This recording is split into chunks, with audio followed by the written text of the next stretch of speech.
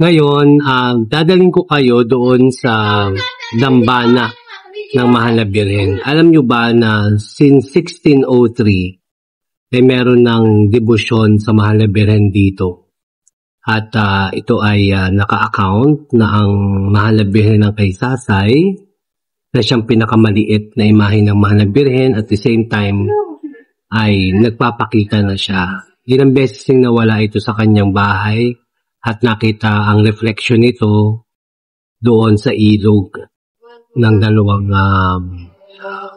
babae. So nakita nila habang nawawala siya sa kanyang dambana sa bahay kung saan nandun siya ang Mahal na Birhen, nawawala at itong ay nakikita doon. So mula pa noon ay may devotion na ang Mahal na Birhen para sa Mahal na Birhen dito sa bayan ng Taal. At ito nga ay ngayon ay makikita natin sa shrine ng Our Lady of Kaysasay.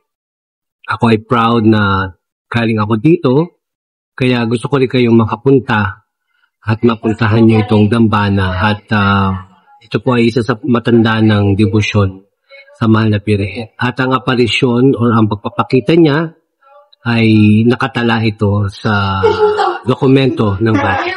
Okay? So tara, puntahan natin.